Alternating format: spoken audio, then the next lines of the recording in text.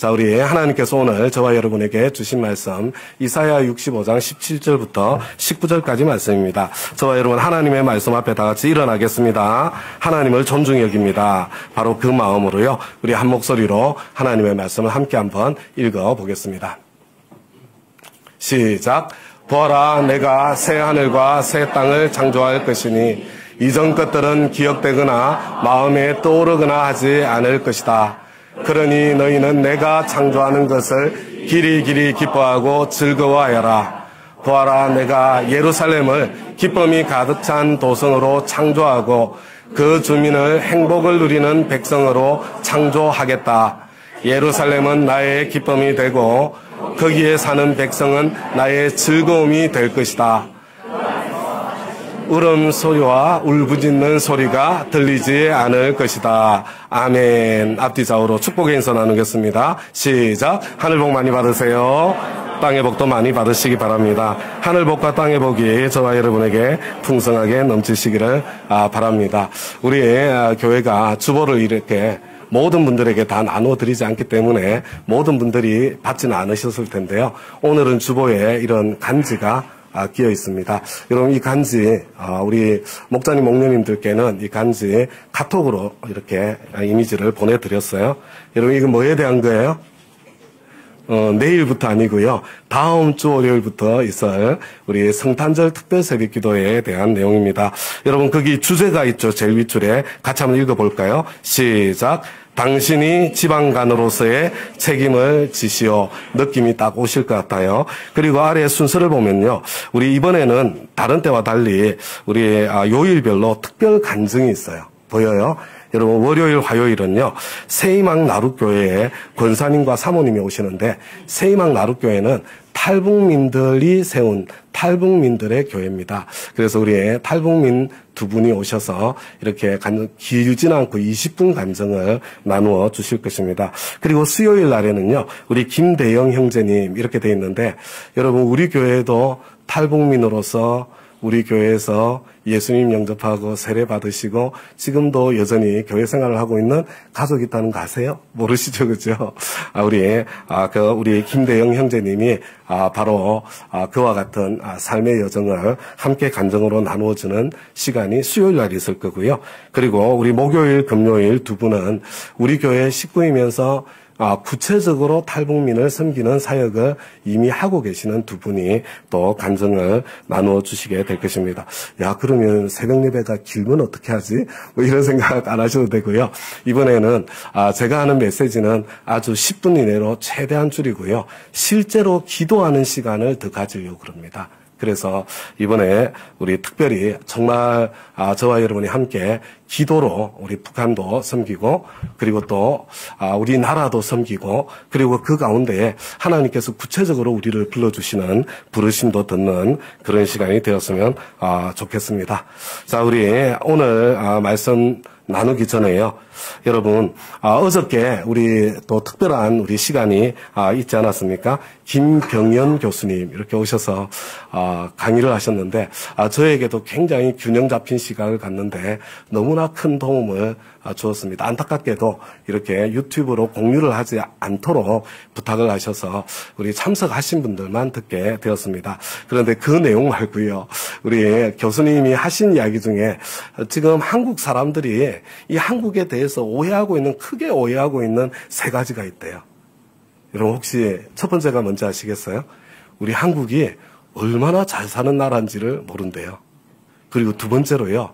지금 우리 한국이 얼마나 위험한 곳에 있는 나라인지, 얼마나 위험한지 그걸 잘 모른답니다.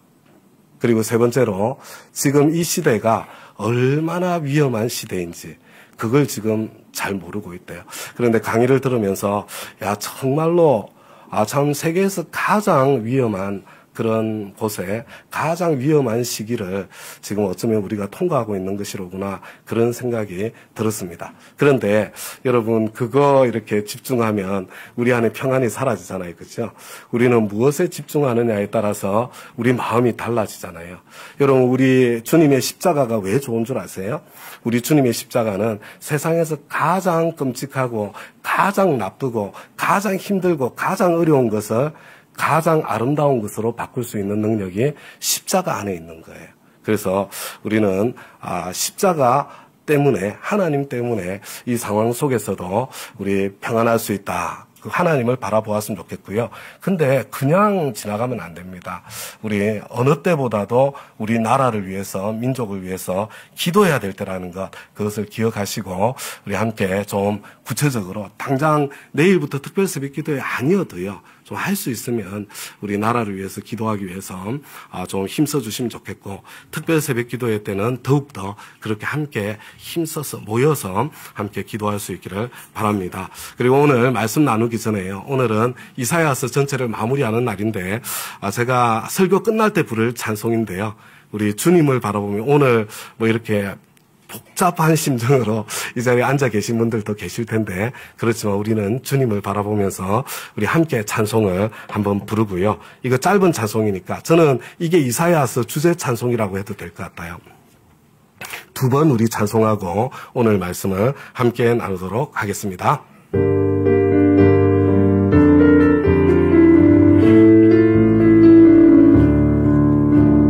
사막에 샘이 넘쳐 흐르리라. 사막에 꽃이 피어 양내 내리라. 주님이 다스린 그 나라가 되면은 사막이 고통산되리. 사자들이 어린 양과 뛰놀고 어린이들 함께 뒹구는 참 사랑과 기쁨의 그 나라가 이제 속히 오리라. 사막에 숲이 우거지리라. 사막에 예쁜 새들 노래하리라. 주님이 다스린 그 나라가 되면은 사막이 낙원되리라. 독사굴에 어린이가 손 놓고 장난쳐도 울지 않는 참 사랑과 기쁨의 그 나라가 이제 속히 오리라. 사막에 샘이 넘쳐 흐르리라. 사막에 꽃이 피어 양내 내리라. 주님이 다스리는 그 나라가 되면은 사막이 고통산되리. 사자들이 어린 양과 뛰놀고 장인이들 함께 뒹구는 참 사랑과 기쁨의 그 나라가 이제 속히 오리라. 사막에 숲이 우거지리라. 사막에 예쁜 새들 노래하리라. 주님이 다스린 그 나라가 되면은 사막이 낙원되리라. 독사굴에 어린이가 손 놓고 장난쳐도 울지 않는 참 사랑과 기쁨의 그 나라가 이제 속히 오리라. 이 찬송이 원래 굉장히 신나는 찬송인데 저는 오늘 일부 예배에 찬송을 드리면서 슬프게 부를 수도 있는 찬송. 2부는 1부 때보다는 조금 더 나아요.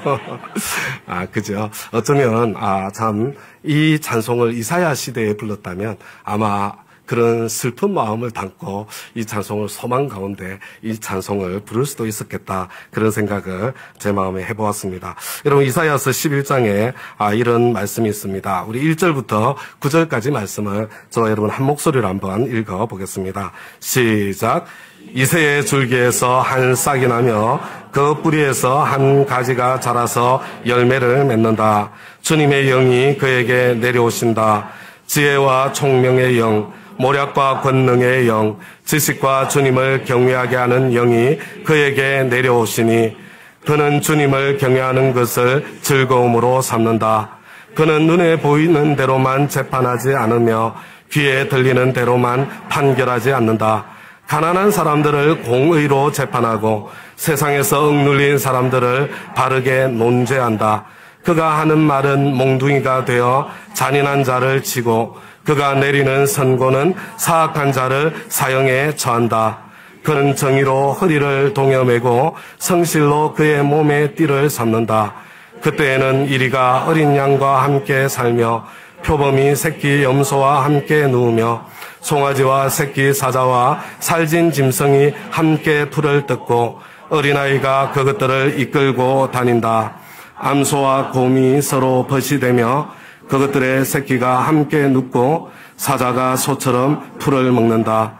젖먹는 아이가 독사의 구멍 곁에서 장난하고 젖된 아이가 살무사의 굴에 손을 넣는다. 나의 거룩한 산 모든 곳에서 서로 해치거나 파괴하는 일이 없다.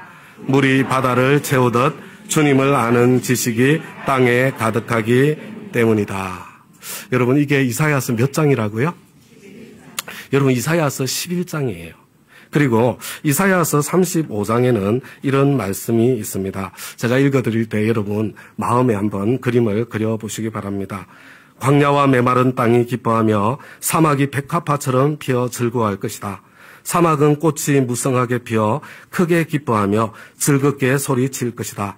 레바논의 영광과 갈멜과 샤론의 영화가 사막에서 꽃이 피며 사람들이 주님의 영광을 보며 우리 하나님의 영화를 볼 것이다. 너희는 맥풀린 손을 힘을 쓰게 하여라. 떨리는 무릎을 굳세게 하여라. 두려워하는 사람들을 격려하여라. 굳세워라. 두려워하지 말아라. 너희의 하나님께서 복수하러 오신다. 하나님께서 보복하러 오신다. 너희를 구원하여 주신다 하고 말하여라. 그때 눈먼 사람의 눈이 밝아지고 귀먹은 사람의 귀가 열릴 것이다. 그때의 다리를 절던 사람이 사슴처럼 뛰고 말을 못하던 혀가 노래를 부를 것이다. 광야에서 물이 솟겠고 사막에 시냇물이 흐를 것이다. 뜨겁게 타오르던 땅은 연못이 되고 메마른 땅은 물이 쏟아져 나오는 샘이 될 것이다. 성냥이 떼가 뒹굴며 살던 곳에는 풀 대신에 갈대와 왕골이 날 것이다. 거기에는 큰 길이 생길 것이니 그것을 거룩한 길이라고 부를 것이다. 깨끗하지 못한 자는 그리로 다닐 수 없다. 그 길은 오직 그리로 다닐 수 있는 사람들의 것이다. 악한 사람은 그 길로 다닐 수 없고 어리석은 사람은 그 길에서 서성거리지도 못할 것이다. 거기에는 사자가 없고 사나운 짐승도 그리로 지나다니지 않을 것이다. 그 길에는 그런 짐승들은 없을 것이다. 오직 구원받은 사람만이 그 길을 따라 고향으로 갈 것이다. 주님께 속량받은 사람들이 예루살렘으로 돌아올 것이다. 그들이 기뻐 노래하며 시온에 이를 것이다. 기쁨이 그들에게 영원히 머물고 즐거움과 기쁨이 넘칠 것이니 슬픔과 탄식이 사라질 것이다. 여러분, 이게 어디에 있다고요? 이사야서 35장에. 여러분, 지금 무엇이 생각나세요? 이 구절들을 읽으며. 여러분, 요한계시록 말씀 생각나지 않으세요? 요한계시록이 말씀하고 있는 마지막 때의 모습, 새하늘과 새 땅의 모습이 생각나지 않습니까? 여러분, 예수님 탄생 700년 전에 이사야가 활동을 했습니다. 예수님 탄생 700년 전에 예언자 이사야는 광야의 길이 나고 사막의 강이 넘치는 예루살렘의 궁극적인 회복이라는 그냥 이 땅에서의 회복 정도가 아니에요. 완전히 회복된 완성된 회복이라는 그 하나님의 계획을 이미 이사야서 11장에서 이미 이사야서 35장에서 미리 보고 저와 여러분에게 선포하고 있는 것을 보게 되죠. 그러나 하나님의 약속 때문에 주시는 아브라함과 맺은 언약 때문에 주시는 그 무조건적인 사랑을 이미 경험하고서도 여러분, 이게 뭐예요? 그게 출애굽 사건이에요. 출애굽 사건. 그 구원을 이미 경험하고 누렸음에도 반역의 반역을 거듭하는 이스라엘의 역사와 현실 속에서 더 이상 이스라엘에게는 소망이 없다는 것. 이스라엘이 붙잡고 자랑하고 있는 그 율법에는 구원받을 가능성이 없다는 것. 율법이 나빠서가 아니라 이스라엘 백성들 안에 그 가능성이 없는 거예요. 그것을 이사야는 생생하게 보았습니다. 오직 창조주 하나님의 아버지의 사랑. 여러분, 그 사랑 안에만 예루살렘의 회복도 이스라엘의 구원도 있다는 것, 그것을 이사야는 생생하게 본 것입니다. 그런데 어느 날 붉게 물든 옷을 입고 보스라에서 오시는 하나님의 모습을 물론 환상으로 꿈으로 보았겠죠. 그 모습을 보고서 그 붉은 옷에는 심판의 진리만 가득 차 있는 것이 아니라 그 심판 이전에 이사야 53장에 우리를 위해서 기꺼이 고난을 당하신 구원의 은혜도 함께 충만하다는 그것을 알게 되었습니다.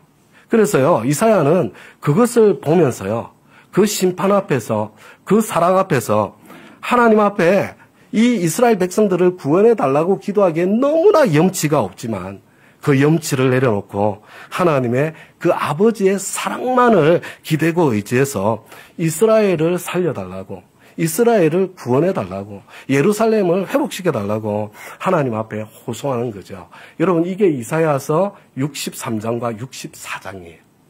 우리가 지난주에 그것을 살펴본 것입니다. 여러분, 바로 거기에 대한 하나님의 대답이 이사야서 65장과 이사야서 66장입니다. 우리 지난주에 1절, 2절을 잠깐 살펴보았죠. 하나님의 대답이 뭡니까? 하나님께서는 이스라엘을 구원하시려고 지금 아무리 그렇게 배은망덕하고 그렇게 하나님을 떠나 있어도, 그렇게 염치가 없어도 그래도 여전히 그들을 구원하시려고 준비하고 있었지만 이스라엘은 자기가 염치가 없어서 그런지, 여하튼 무엇 때문인지 하나님께 요청하지도 않았고 하나님을 찾지도 않았습니다. 그래서 하나님께서는 이제는 그 이스라엘을 내버려 두시고 뭐라고 되어 있어요? 내 이름을 부르지도 않던 나라. 여러분, 바로 이방인들 아닙니까? 이방인들에게 하나님께서 구원의 문을 열어주실 것인데, 그런데 사실 이방인들에게 구원의 문을 열어주시는 것은 여러분, 제멋대로 가며 악한 길로 가는 반역하는 저 백성, 여러분, 바로 이스라엘을 이야기하는 거죠. 바로 이방인들에게 구원의 문을 열어주시는 것이 그 이스라엘 백성들을 향해서 구원의 팔을 벌리시는 하나님의 사랑의 방법이라는 그런 대답의 말씀이 여러분, 이 1절과 2절의 말씀입니다. 다음 가족 여러분, 이것은 저의 해석이 아니고요. 여러분, 사도 바울이 로마서를 통해서 말씀해 주시는 하나님의 해석이에요. 여러분, 사도 바울은 구약에 통달했습니다. 구약 성경이 약속하고 있는 메시아를 간절히 기다리고 있었습니다. 그런데 이 예수라는 사람이 등장했을 때에 이 사도 바울은요, 이게 사이비 이단이라고 생각했어요. 그래서 예수와 그리고 교회를 박해하는 박해자였습니다.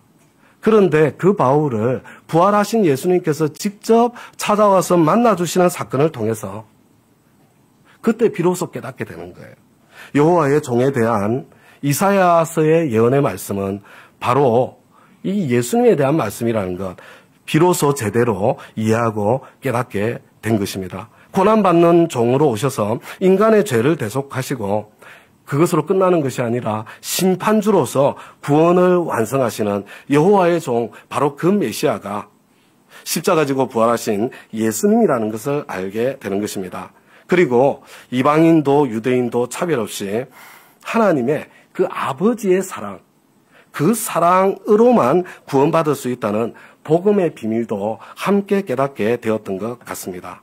다음 가족 여러분, 그러므로 그리스도는 율법의 끝마침이 되셔서 모든 믿는 사람에게 의가 되어 주셨습니다. 이 로마서 10장 4절 말씀이요, 사실상 로마서 1장부터 9장까지 여러분 결론의 말씀이라고 할 수 있습니다.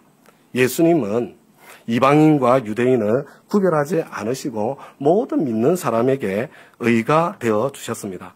그래서 예수는 주님이라고 입으로 고백하는 사람, 예수님을 구주와 주님으로 영접하는 사람, 여러분, 이 사람에게는 유대인이든지 이방인이든지 믿음의 선물, 구원의 선물을 주시는 것입니다. 여러분, 여기에는 유대인이나 이방인의 차별이 없습니다. 주님의 이름을 부르는 사람은 유대인이든지 그리스 사람이든지 누구든지 구원을 얻습니다. 여러분, 이렇게 쭉 전개가 되는데요.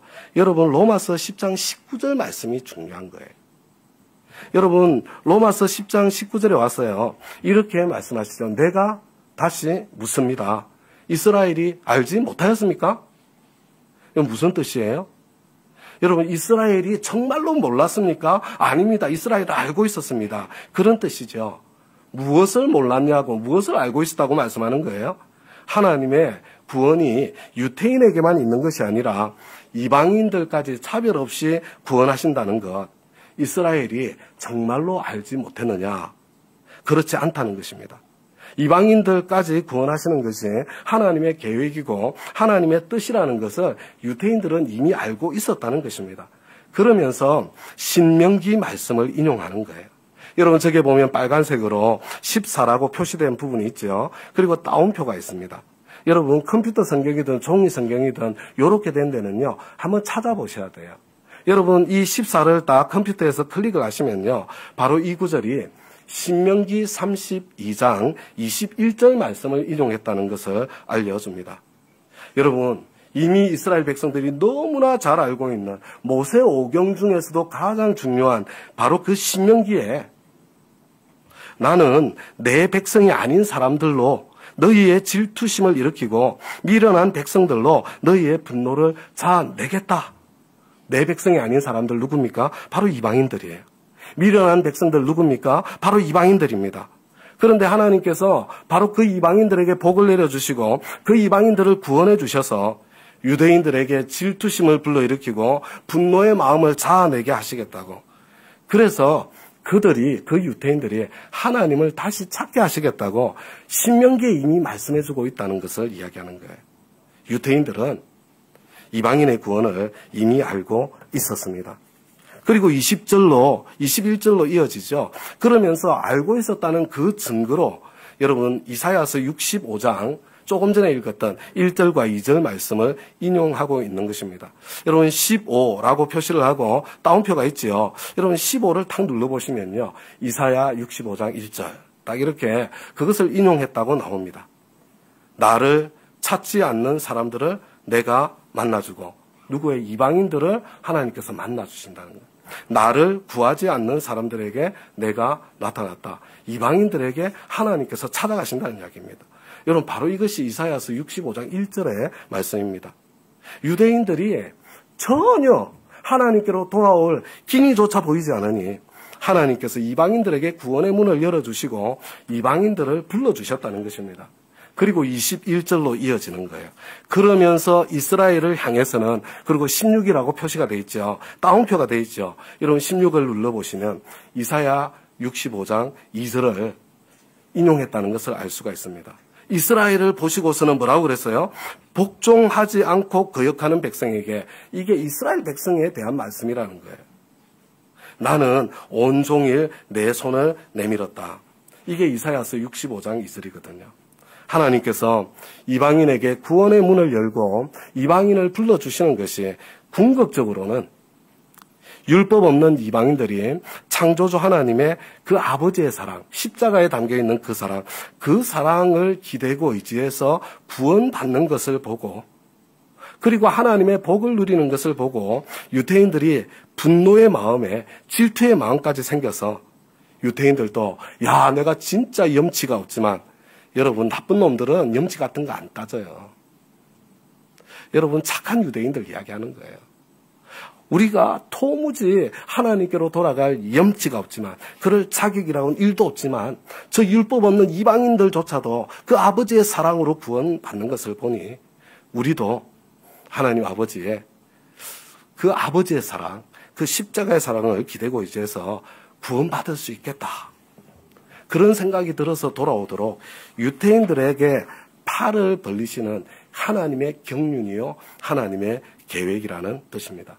그래서 바울은요 로마서 10장에서 이제 계속 그런 이야기를 하다가 11장으로 넘어가면서요 여러분 13절과 14절에 보면요 지금 자기 민족을 뜨겁게 사랑하는 바울이에요. 여러분 그 바울의 심정으로 한번 13절과 14절을 함께 한번 읽어보겠습니다. 시작. 이제 나는 이방 사람인 여러분에게 말합니다. 내가 이방 사람에게 보내심을 받은 사도이니만큼 나는 내 직분을 영광스럽게 생각합니다. 나는 아무쪼록 내 동족에게 질투심을 일으켜서 그 가운데서 몇 사람만이라도 구원하고 싶습니다. 여러분 이게 어떤 고백인지 이제 이해가 되지 않습니까? 사도 바울이 이렇게 고백하는 거예요. 나는 내 민족을 사랑합니다. 나는 내 민족이 구원을 받을 수만 있다면 나는 내가 그리스도에게서 끊어질지라도 나는 내 민족이 구원받는 것을 보고 싶습니다. 그런데 하나님께서 그런 나를 유대인에게 보내지 않으시고 이방인의 사도로 불러주셨습니다. 그러나 나는 열심히 이방인을 섬기고 이방인에게 복음 전하고 이방인을 구원해서 이방인들이 그들이 구원받고 복을 받아 누리게 해서 그렇게 섬겨서 하나님께서 신명기에서 미리 약속하시고 말씀하신 그대로 내 동족인 유대인들이 질투심도 느끼고 분노도 느껴서 그 가운데 몇 사람만이라도 하나님께로 돌아와 구원받는 것을 보고 싶습니다. 그래서 나는 이방인의 사도인 내 직분을 영광스럽게 생각합니다. 나는 정말 힘을 다해서 이 길을 달려갑니다. 지금 바울이 그렇게 고백하고 있는 거예요. 여러분, 오늘 메시지의 핵심은 아니지만요. 여러분, 저와 여러분도 이 사도 바울의 심정, 이게 하나님 아버지 마음 아니겠어요?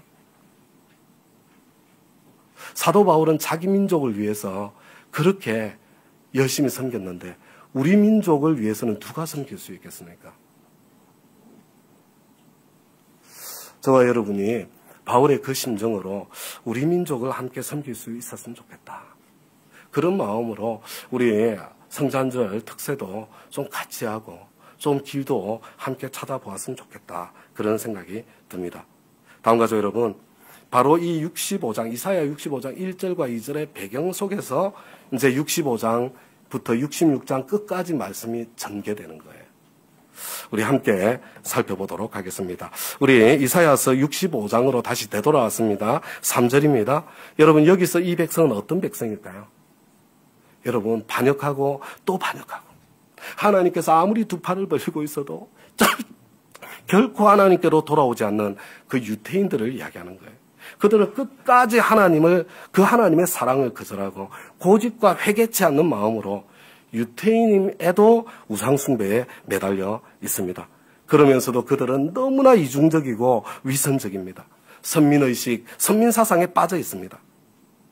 하나님께서는 이런 유대인들을 결코 그대로 좌시할 수가 없습니다. 우리 하나님은 오래 참으시지만 영원히 참지는 않으십니다. 보스라에서 붉은 옷을 입고 오시는 우리 하나님께서 이들도 철저하게 심판하실 것입니다.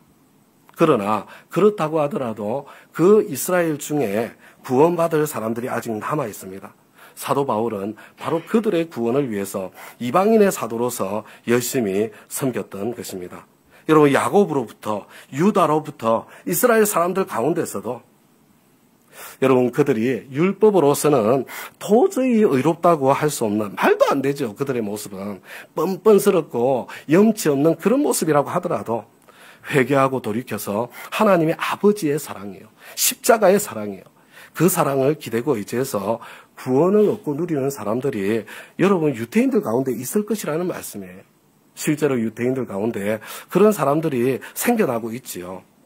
그러나 끝까지 고집을 부리며 유대인이라고 하면서도 끝까지 우상숭배에 빠져있는 자들에게는 두려운 심판만이 남아있을 뿐입니다. 다음 가족 여러분, 바로 여기에서 내 종들이 누굴까요? 내 종들이? 여러분, 이 내 종들은요, 유태인이든 이방인이든 하나님의 그 아버지의 사랑, 그것을 기대고 의지해서 십자가의 복음, 그것을 붙잡고 회개하고 하나님께로 돌아온 사람들이에요. 여러분, 여기서 너희는 누굽니까? 1차적으로요, 선민사상에 빠져있는 유태인들, 율법을 자랑하면서, 그러면서 참 아이러니하게도 모순되게도 우상숭배에 빠져있는 위선적인 유대인들, 그리고 유태인이든 이방인이든 끝까지 고집을 부리며 회개하지 않는 모든 사람들, 바로 그들이 너희입니다. 끝까지 고집을 부리고 하나님의 사랑을 거절하는 너희는 심판을 면할 수 없을 것이고, 내 종들은 지나간 일들, 과거의 수치스러운 죄를 용서받고 구원을 얻고 누리게 될 것이다. 우리 하나님은요, 예수님의 십자가 보혈로 저와 여러분의 지나간 일들, 지나간 과거 다시 기억하지 않고 덮어주시는 그런 우리 주님이십니다. 여러분, 바로 이어지는 이사야 65장 17절과 18절 말씀, 오늘 본문의 말씀이죠. 우리 한 목소리로 한 번 더 읽어보도록 하겠습니다. 시작. 보아라, 내가 새 하늘과 새 땅을 창조할 것이니 이전 것들은 기억되거나 마음에 떠오르거나 하지 않을 것이다. 그러니 너희는 내가 창조하는 것을 길이 기뻐하고 즐거워하여라. 보아라, 내가 예루살렘을 기쁨이 가득 찬 도성으로 창조하고 그 주민을 행복을 누리는 백성으로 창조하겠다. 뭐가 생각나세요? 계시록 말씀이 생각이 나죠. 그렇죠? 우리 하나님께서는 만물을, 세상을 새롭게 하실 것입니다. 우리 하나님께서는 새 하늘과 새 땅을 창조하실 것입니다.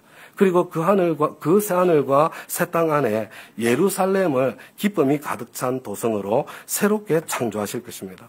여러분, 새 하늘과 새 땅에 여러분 그 하나님께서 새로 창조하시는 예루살렘은요, 바로 새 예루살렘입니다. 이게 여러분 계시록에 있는 게 바로 이걸 이야기하는 거예요. 거기에는 울음소리, 울부짖는 소리가 들리지 않습니다.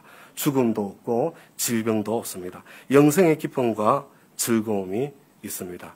구원을 통해서 얻게 될 궁극적인 있잖아요. 하나님 나라 천국을 이야기하고 있는 거예요. 그리고 이 새하늘과 새 땅, 새 예루살렘. 여러분 한번 잘 보세요. 이 구절을. 여러분 그 새하늘, 새 땅, 새 예루살렘의 가장 큰 특징이 뭐예요? 가장 큰 특징이? 성경 구절을 읽어보세요. 가장 큰 특징이 뭡니까? 집을 지은 사람들이 자기가 지은 집에 들어가 살 것이며 포도나무를 심은 사람들이 자기가 기른 나무의 열매를 먹을 것이다. 여러분 이게 천국의 가장 큰 특징이래요. 여러분 어떤 느낌이 들어요? 에이, 이런 생각 안 드세요? 저와 여러분 어떤 사람들입니까? 그저 수고 안 하고 노력하지 않고 그냥 뭐 이렇게 그냥 누리고 즐기는 거, 이게 천국이라고 착각하고 있지 않으세요? 막 그걸 추구하면서 나는 아무 수고 없이 뭐 나는 심는 것도 없이 그냥 누리게 되는 그런 세계를 꿈꾸지 않습니까? 그런데 여러분 하나님께서 창조하시는 새하늘 새 땅, 새 예루살렘의 가장 큰 특징이 자기가 수고한 것을 자기가 누리게 되는 거예요. 여러분 왜 그렇습니까? 왜? 왜냐하면요, 여러분 새하늘 새 땅에는 더 이상 강한 자의 약탈이 없기 때문입니다. 강한 자의 약탈이 없기 때문이에요. 그래서 새하늘 새 땅, 새 예루살렘에는 헛수고가 없고요, 더 이상 재난도 없습니다. 하나님의 축복이 넘쳐 흐릅니다. 하나님께서 기도하기도 전부터 우리의 필요를 다 채워주십니다. 여러분 바로 그 새하늘과 새 땅, 새 예루살렘의 모습을요, 지금 이리와 어린 양이 함께 풀을 먹으며 강한 자가 약한 자를 약탈하지 않는 거예요. 사자가 소처럼 여물을 먹으며 뱀이 흙을 먹이로 삼을 것이다. 나의 거룩한 산에서는 서로 해치거나 상하게 하는 일이 전혀 없을 것이다. 이렇게 말씀해 주고 있는 것입니다. 다음과 여러분, 그런데 제가 여러분들한테 한번 여쭤보고 싶습니다. 여러분 방금 우리가 함께 노래로 불렀던 그 내용이잖아요. 그 내용. 여러분 이것이 그냥 단순히 비유적인 표현일까요? 아니면 문자적으로 그대로 이루어질 미래를 말씀하시는 것일까요? 여러분 새하늘, 새 땅, 새 예루살렘에는 인간 세상에는 더 이상 강한 자가 약한 자를 해치고 약탈하는 일이 없는 그런 천국을 누리게 될 것이다. 이런 뜻일까요? 아니면 강자가 더 이상 약자를 해치고 약탈하는 일이 없는 그런 세계가, 우리 인간 세계에는 이런 일이 일어나지만 이게 잘못됐다고는 이야기하잖아요. 그렇지만 여러분 동물의 세계, 짐승의 세계는 이게 당연한 모습 아닙니까? 이게 정글 아니에요? 여러분 강자가 약자를 해치는 것이 당연한 이 동물의 세계, 짐승의 세계까지 이 천국의 아름다움, 인간 세상을 넘어서 거기에까지 확장된다는 뜻으로 지금 말씀하시는 것일까요? 저는 인간 세상에서뿐만 아니라 동물의 세계, 짐승의 세계까지 회복되는 완전한 회복, 이것이 우리가 누리게 될 천국의 모습이고 이것이 바로 에덴의 회복이라고 그렇게 생각하고 있습니다. 여러분 이제 66장으로 넘어가요. 여러분 이사야서의 마지막 장입니다. 다음 가족 여러분 한번 잘 보세요. 유대인들은 자신들이 지은 성전을 자랑스럽게 생각했습니다. 그들에게는 성전이 우상 자체였습니다. 그리고 성전 중심의 종교활동, 그것을 중심으로 신앙생활을 했습니다. 그들은 거기에 구원의 길이 있다고 생각해서, 이게 스테반 집사님의 설교예요. 그런데 하나님께서 정말로 좋아하시는 것은 그런 성전 중심의 종교 활동이 아니라는 것입니다. 하나님께서는 겸손한 사람만이 기대고 의지하는 믿음의 세계에 들어갈 수 있거든요. 하나님께서는 나는 성전 중심으로 종교 활동 잘하는 사람이 아니라 겸손한 사람, 회개하는 사람, 나를 경외하고 복종하는 사람, 이런 사람을 좋아한다. 종교 활동은 그런 사람이 되기 위한 통로지 종교 활동 자체가 목적이 아니다. 그것을 말씀해주고 있는 것입니다. 그런데 여러분, 이 이사야서 66장 2절 말씀은요, 개역 성경으로 읽어야 더 실감이 나요. 여러분, 아래쪽이 개역 성경입니다. 무릇 마음이 가난하고 심령에 통회하며 내 말을 듣고 떠는 자, 그 사람은 내가 돌보려니와. 여러분, 혹시 생각나는 거 없어요? 성경 좀 읽으신 분들은 생각이 날 거예요.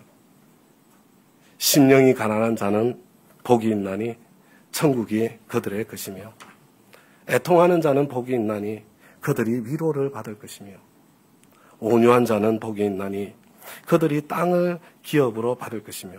여러분, 다음 가족 여러분, 진정한 온유 있잖아요. 온유는 그냥 부드러운 게 아니에요.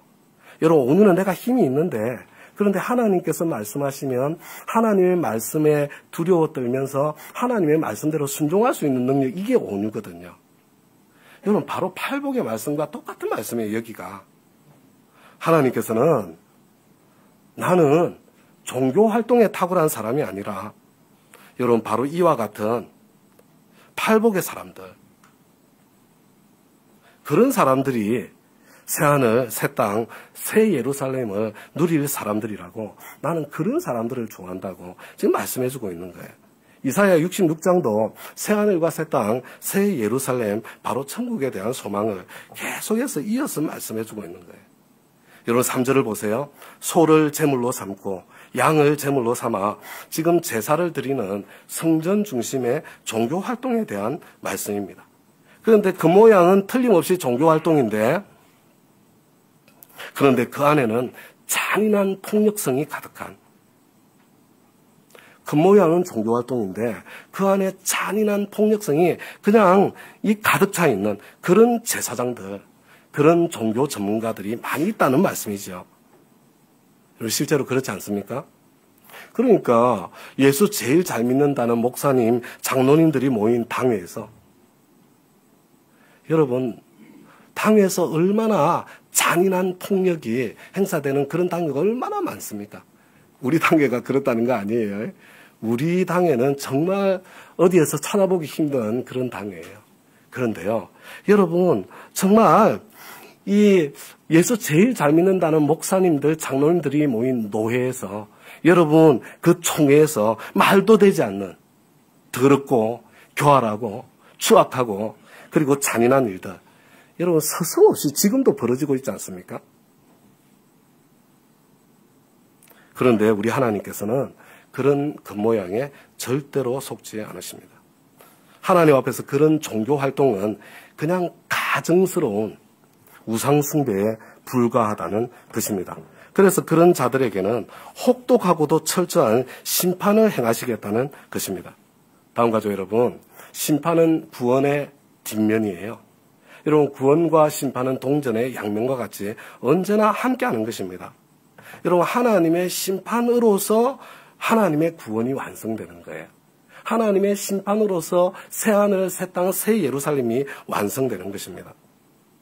여러분, 한 명의 아기도 한순간에 태어날 수 없는데 한 민족이 어떻게 한순간에 태어날 수 있겠습니까? 구원의 백성이 어떻게 한순간에 일어날 수 있겠습니까? 새하늘, 새 땅, 새 예루살렘의 백성이 어떻게 한순간에 일어나고 세워질 수 있을까요? 그러나 우리 하나님께서는 그렇게 하실 수 있습니다. 호련히 하루아침에 바로 이와 같은 새하늘과 새 땅, 새 예루살렘의 회복이 일어날 것이니까 그게 천국의 약속이에요. 소망 가운데 기뻐하고 즐거워하라고 저와 여러분을 초대하시는 것입니다. 그런데 다음 가족 여러분, 15절이에요. 이와 같은 기쁨과 행복의 천국, 새하늘과 새 땅, 새 예루살렘의 창조는 여러분 그냥 오는 게 아니에요. 불길과 같은 심판, 회오리 바람과 같은 심판, 강력하고 철저한 심판과 더불어 온다는 것을 또 다시 반복해서 말씀해 주는 것입니다. 다음과 같이 여러분, 심판이 없이는 구원이 완성될 수 없습니다. 하나님은 사랑이시니까 아무도 심판하지 않으실 거야. 이건 정말 듣기에 너무 좋죠, 그죠? 저도 그랬으면 좋겠습니다. 그런데 그것은 철저한 거짓말입니다. 하나님은 사랑이시기 때문에 끝까지 오래오래 기다렸어요. 오래오래. 사랑이시기 때문에. 그러나 끝까지 고집을 부리고 회개치 않는 하나님의 자녀들의 원수로 살고 있는 그런 사람들에게 반드시 보복하시는 철저한 심판으로 구원을 완성하시는 것입니다. 여러분 18절을 보니까 언어가 다른 모든 민족을 모을 때가 올 것입니다. 제가 이것이 처음에는 이게 온 열방 가운데 구원을 의미하는구나 이렇게 생각을 했는데 계속 반복해서 읽어보니까요. 계시록에서 말씀하고 있는 아마겟돈 전쟁의 심판을 의미하고 있는 것이 아닌가 이런 생각이 들었습니다. 그리고 그것을 넘어서 온 세상에서 그런 심판과 더불어 하나님의 구원의 역사가 동시에 일어나게 될 것이고 새하늘과 새 땅, 새 예루살렘에서도 예배는 지속될 것입니다. 그리고 새하늘과 새 땅, 새 예루살렘, 그 천국이 영원한 것처럼 저와 여러분도 영원히 천국의 복을 누리게 될 것입니다. 여러분 이게 지금 하나님의 대답, 이 하나님의 아버지의 사랑에 응답한 사람들에게 주시는 그 천국에 대한 대답인데요. 그런데 이사야서가 여기서 끝나는 게 아니에요. 2절이 더 있어요. 2절이. 여러분 24절을 보세요. 그들을 먹는 벌레가 죽지 않으며 그들을 삼키는 불도 꺼지지 않을 것이다. 뭐가 생각나세요? 예수님께서 지옥에 대해서 말씀하신 바로 그 말씀이에요. 하나님은 사랑이시니까 지옥에서 심판을 받을 사람은 아무도 없을 것이다. 굉장히 듣기에 좋죠? 아니에요. 여러분, 그거 절대로 사실이 아닙니다. 그 거짓말에 속으시면 안 돼요. 다시 한번 말씀드립니다. 구원과 심판은 동전의 양면입니다. 여러분, 구원은 심판으로 완성되는 거예요. 여러분, 마찬가지로 천국과 지옥도 동전의 양면입니다. 다음 가죠, 여러분. 이렇게 천국과 지옥, 구원과 심판, 여러분 여기에 대한 하나님의 선포로 여러분 총 66장으로 되어 있는 이사야서가 끝이 나는 거예요. 끝이 나는. 이사야서를 마무리하면서 제가 여러분 그 전에요. 여러분 이사야서 우리 처음에 이사야서 11장 우리 함께 보지 않았습니까? 새하늘과 새 땅, 새 예루살렘. 이사야는요, 여러분 처음부터 바로 천국의 소망 가운데 이사야서 전체 메시지를 선포하고 있는 거예요. 그러면서 저와 여러분이 기대고 의지할 것은 오직 여호와의 종의 대속의 고난, 독생자 예수님의 십자가 고난으로 보여주신 하나님의 아버지의 사랑, 바로 그 사랑밖에 없다는 구원의 복음. 여러분 이걸요, 예수님 오셔서 선포한 게 아니에요. 예수님 탄생하기 700년 전부터 여러분 너무나도 생생하잖아요. 이 생생하게 여러분 저와 여러분에게 선포해주고 전해주고 계신 것입니다. 그리고 저와 여러분이 기다리고 있는 성탄절은 바로 예수님께서 이사야를 통해서 예언하신 있잖아요. 이사야 53장의 예언을 성취하기 위해서 십자가 지시려고 이 땅에 오신 그 날을 우리가 그 날을 기억하고 기념하는 날이면서 여러분 두 번째로요. 보스라에서 붉은 옷을 입고 오시는 바로 그 심판의 주님, 여러분 다시 오실 주님을 기다리고 있는 절기가 바로 성탄절입니다. 다음 가죠, 여러분. 구원과 심판은 동전의 양면입니다. 천국과 지옥도 동전의 양면입니다. 이사야서를 마무리하면서요. 자, 딱 한 가지 여러분들에게 말씀드리고 싶습니다. 여러분, 저와 여러분에게 소중한 사람들 있지 않습니까? 우리 소중한 우리 부모님, 우리 가족, 우리 친지, 여러분 소중한 우리의 친구들, 소중한 우리의 동료들, 여러분 그들 가운데에 여러분 그냥 내버려 두면 정말 하나님 아버지의 그 십자가를 통해서 보여진 그 사랑을 알지 못해서 여러분 그들 가운데 꾸역꾸역 지옥을 향해서 계속해서 가고 있는 그런 사람들 혹시 없으세요? 성탄절에 정말로 저와 여러분들이 여러분 꼭 해야 될 일이 있다면요. 그 한 분.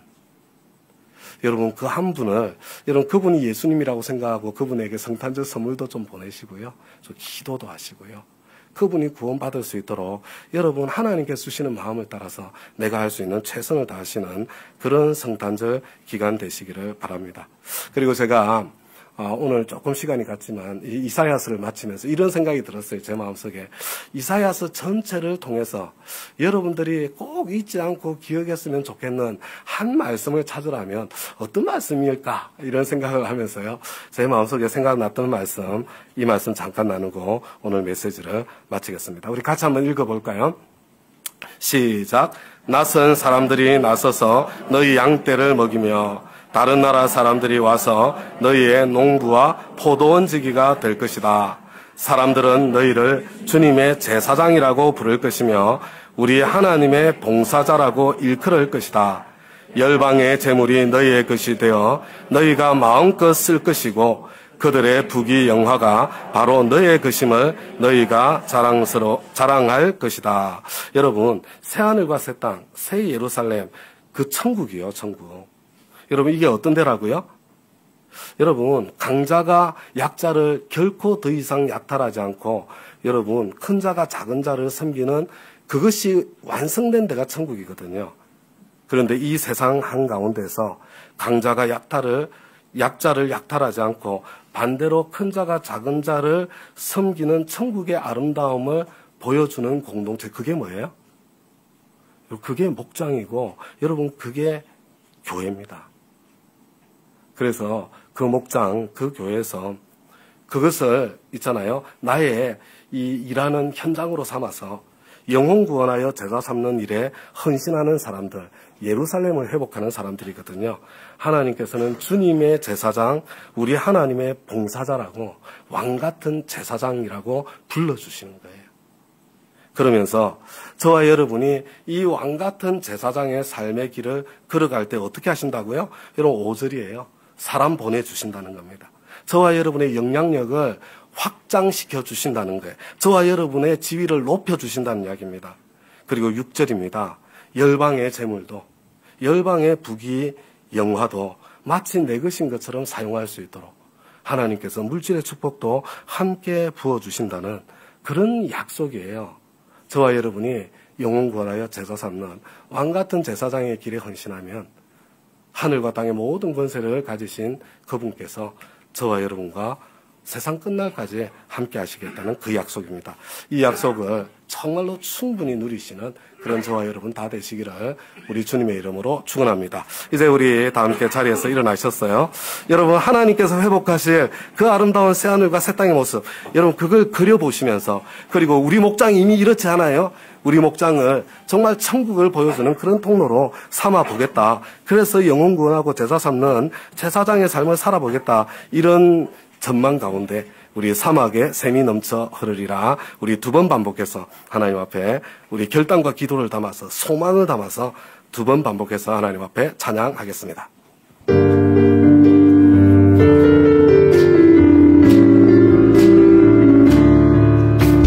사막에 샘이 넘쳐 흐르리라 사막에 꽃을 피어 향내 내리라 주님이 다스린 그 나라가 되면 사랑이 공동산 되리 사자들이 어린 양과 기르고 어린이를 함께 기쁘리 찬사랑과 기쁨의 그 나라가 이제 속히 오리라 사막에 숲이 우거지리라 사막에 예루살렘을 노래하리라 주님이 다스린 그 나라가 되면 사랑이 낙원되리라 독자부에 어린이가 손 놓고 장난쳐도 울지 않는 참사랑과 기쁨의 그 나라가 이제 속히 오리라 사막에 샘이 넘쳐 흐르리라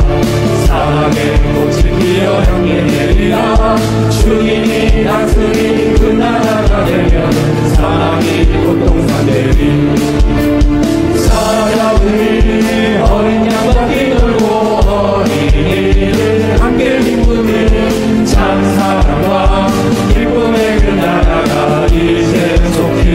되리라. 사랑의 숨기루어 되리라.